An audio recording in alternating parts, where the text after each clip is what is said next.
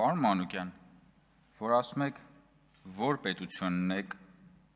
որ ասում եք մենք ենք տերը մեր պետության, այդ որ պետության տերն է, մեզ ասում եք մենք այս տերը մենք ենք, հա? Չէ, նույնական չեն, բայց մենք որպես քաղաքացի համարում ենք, որ այո, մենք ենք պետության տերը, որպես քաղաքացի եւ Հայաստանի Հանրապետության ժողովուրդն է պետության տերը։ Եվ մենք մեզ նույնացնում ենք առաջին հերթին քաղաքացիների հետ։ Եվ այո, մենք քաղաքացիներով մենք ենք տերը այն պետության, որը դուք ուզում եք մատաղ անեք։ Ուզում եք մատաղ անեք այդ պետությունը։ Ու այդ մատաղ անելու ամենավառ ապացույցներից մեկը այդքան երկար չար չրկված 004 շրջաբերականն է, ժողովուրդ ջան։ Դուք այնտեղ որտեղ որ ուզում եք ինչ-որ մի բան փրկեք, այդ դա կործանվում է։ Հիշեք էլի Ղարաբաղում ինչ արեցիք։ Ղարաբաղը որոշել եք փրկեք, մի քանի օր հետո լուծարեցիք, ժողովուրդ։ Ասում եմ, ձեր մոտ հիմնականում թարս է ստացվում։ Լավ բաները ստացվում է ակամա։ Թարս է ստացվում։ Ոնց որ հիմա այս քննարկումը։ Ես չգիտեմ, թե դուք խի եք այս քննարկումը նախաձեռնել։ Բայց հիմա մենք այս քննարկումը ավարտում ենք ձեր ըմբոստությամբ այս քննարկման նկատմամբ։ Ոնց կլինի տենց։ Դուք նախաձեռնում եք քննարկում, հետո դուք գալիս եւ դժգոհում եք քննարկումից։ Սրա մասին չէր ձեր քննարկումը։ Այս չէիք ուզում։ Քանի որ այնուամենայնիվ դուք նաեւ հղում եք անում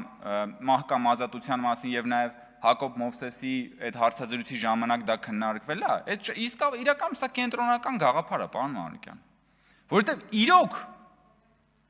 երբ ես դեռ ուսանող էի, իսկապես իմ համար շատ տարօրինակ էր հնչում դաշնակցության մահկամ ազատությունը ինքնիշխան Հայաստանի Հանրապետությունում, հասկանում եք, մահկամ ազատությունը հələ մի կողմ որ կարող է, երբ որ դու չունես պետություն, այնտեղ պետք է հասկանալ։ Շատ լավ, դա ուրիշ է, ազատագրություն է։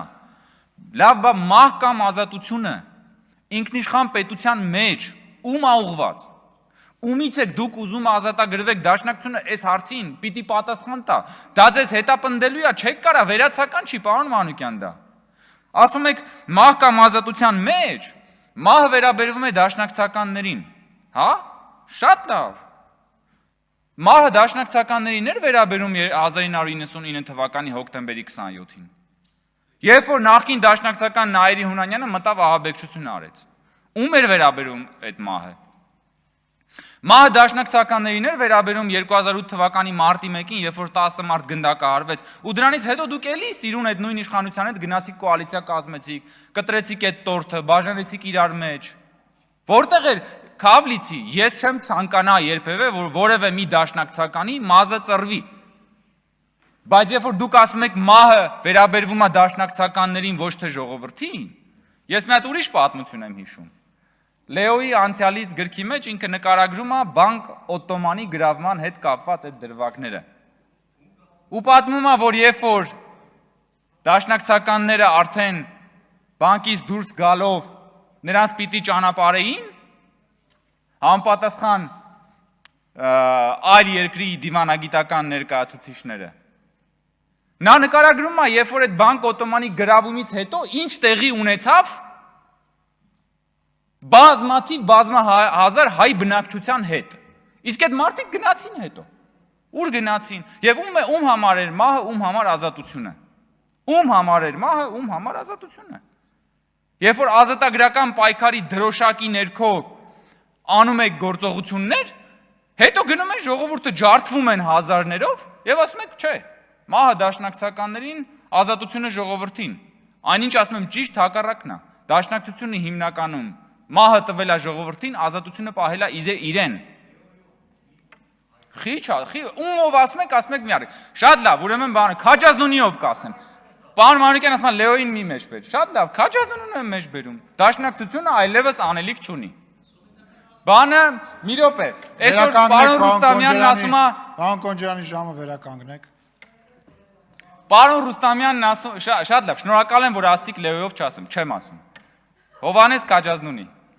Այսօր Արմեն Ռուստամյանն ասում է եւ մեջբերում ասում է. «Գալիս եք, բան դաշնակցականներին եք ցիտում, Քաջազնունին եք ցիրում, բա մի հատ դասեր քաղեք Քաջազնունից»։ Շատ լավ, մենք կքաղենք, բա դուք այդ դասերը երբ պետք է քաղեք։ Բա դուք դաշնակցական մեծերի դասերը երբ պիտի քաղեք, հարգելի գործընկերներ։ Ասում եք դուք կրում եք դաշնակցության 100-ամյա ավանդույթը, չէ՞։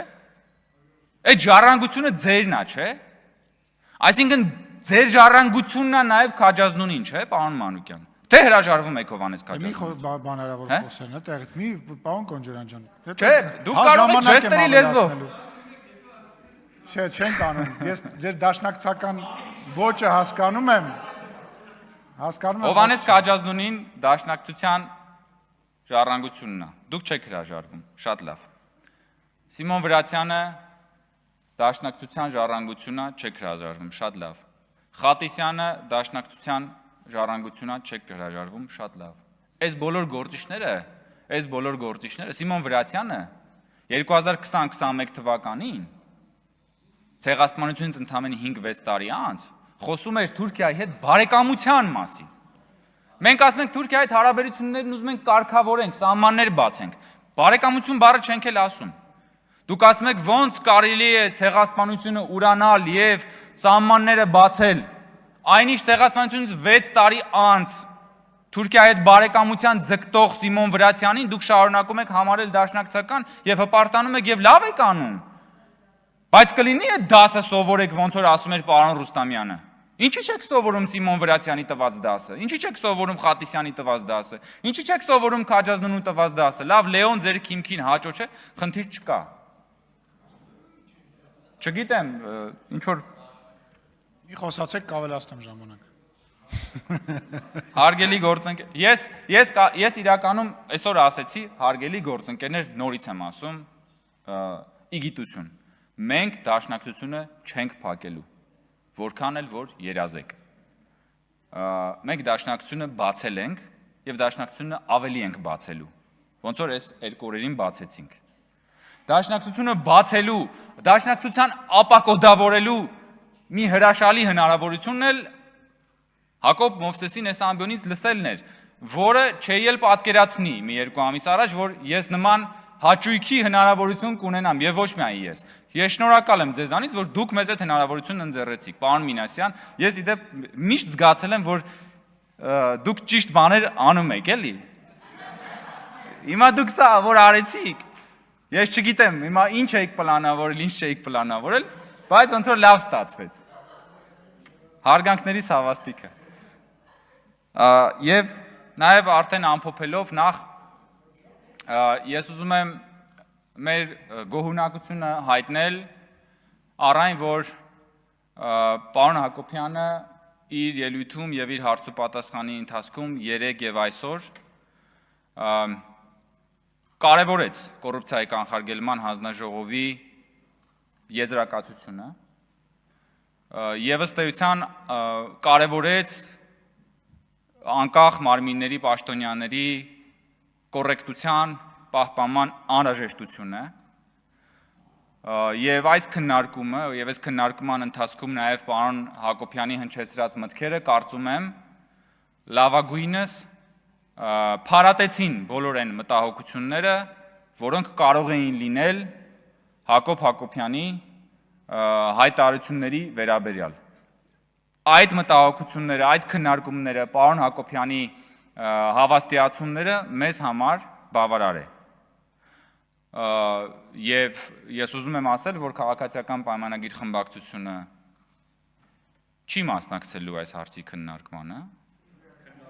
քվեարկությանը ներողություն, չի մասնակցելու, այսինքն դեմ ենք այս հարցի քվեարկությանը եւ չենք մասնակցի դրան։ Եվ ես նաև ուզում եմ առիթը օգտագործելով շնորհակալություն հայտնել կոռուպցիայի կանխարգելման հանձնաժողովին, Տիկին Գալստյան։ Մենք արժեքավոր ենք համարում ձեր աշխատանքը եւ ձեր եզրակացությունը։ Եվ դուք որպես կոռուպցիայի կանխարգելման հանձնաժողով ձեզ վերապահված գործառույթն եք իրականացրել, ու մենք ամենայն հարգանք ունենք այդ գործառույթի նկատմամբ։ Իսկ մեր որոշումը պայմանավորված է ավելի լայն քաղաքական համատեքստով, ոչ միայն կոռուպցիայի կանխարգելման հանձնաժողովի եզրակացությամբ, բայց նաև այն մոտիվացիաներով, այն քաղաքական նպատակադրումներով, որոնք որ ընդդիմադիր խմբակցությունը այս հարցը բերել է օրակարգ, եւ ես անկեղծ ասած, երեք էլի լսեցի մի երկու նման արտահայտություն, որ ինչու ենք մենք քաղաքականացնում այս կամ այս հարցը եւ այլն, ես ամեն անգամ զարմանում եմ, որ խորհրդարանում ինչ որ մեկն ասում է, եկեք չքաղաքականացնենք այս հարցը։ Այսինքն խորհրդարանում երբ որ փռշտում եք անգամ, դա քաղաքական հայտարարություն է, ժողովուրդ։ Հնարավոր չի խորհրդարանում չլինել քաղաքական։ Համաձայն եք պարոն Մինասյան։ Տեսեք, որ ասում է պարոն Մինասյանը ինքը շատ լավ ամեն ինչն էլ հասկանում է։ Բայց երեք ես էլի լսում էի, որ ձեր գործընկերները ասում են եկեք չքաղաքականացնենք, Սա ամբողջությամբ քաղաքական քննարկում էր։ Շնորհակալություն, ստեսություն։